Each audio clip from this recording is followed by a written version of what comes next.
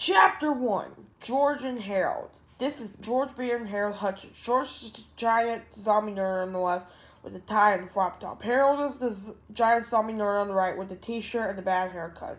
Remember that now. If you read on our last adventure, you may recall the final terrifying scene where Tippy Tickle trousers ended up covered beneath the gigantic feet of the zombie nerd Harold. You were probably horrified with the super-sized shoes slammed down to the ground, leaving behind a squishy red stain.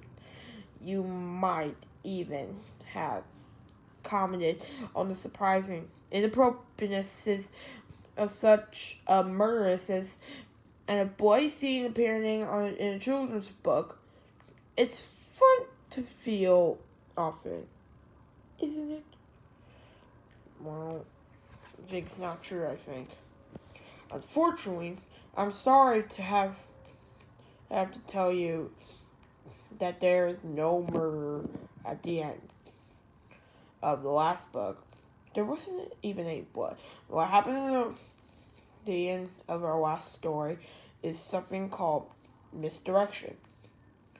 It's what happens when you are led to believe that something is true. But in reality, it's not true at all. Misdirection happens a lot in real life, especially in purposes history, education, meditation, marketing, science, religion, and the Oprah Winfrey Network. So zombies at play. Tomato ketchup. With all that misdirection out there, life can get a little confusing. But don't worry, this epic novel contains no misdirection whatsoever. The legacy tone will explain everything. From our recent narrative complexes to the vast mysteries of our universe. By the time you can get to page 210, you know all it all. You'll be a genius. You'll be smart. Then the most brilliant scientist who ever walked on Earth. Let's get started, shall we? If you ever been to the zoo, you might have noticed that really big creatures move kind of slowly. Take elephants, for example.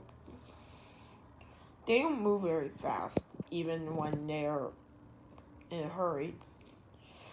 Sure, they might cover a lot of ground, but that's only because they're big. They're so big. If you were a shrink of an elephant down to the size of a house cat, you would be shocked at how long it takes for them to get from one place to another. They're so darn slow that it wouldn't be long before somebody changed the story of the tortoise and the hare into more appropriate, the miniature elephant and the hare.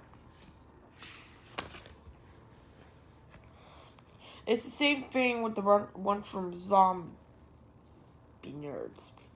Sure, they're big and scary and stuff, but they move really slowly. So if a zombie nerd ever lifts your foot over you with an intense stomping you into a puddle,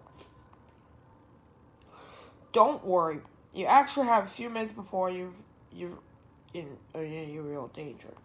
Tippy found this way out the hard way. When zombie nerd Harold lifts his foot above Tippy's head, Tippy screamed in horror. Then Tippy screamed again and again. Then he checked his watch and screamed some more. Finally, Tippy's voice got a little scratchy from all that screaming. They ended up and walked over by a few remaining stores on the plant to buy his cherry throat illnesses. While he was there, he purchased a new suit and a bow tie. Read the part of magazine and got a foot massage. On his way out of the store, Tippy noticed an extra large novelty ketchup pack that was on sale. So he bought it and dragged into the back of the scene of the crime. Zombie nerd Harold's shoe was sitting down slowly as Tippy placed an extra large novelty ketchup pack under it and walked away. Tippy climbed back into his Robo pants just as Zombie Nerd Harold's shoe had the pavement and crushed by a giant novelty ketchup pack. A bright red stain squished out from beneath the zombified shoe as Tippy's Robo pants disappeared in the crackling glow of light. You see, Tippy had mistakenly caused some trouble late time. He had gone back in time.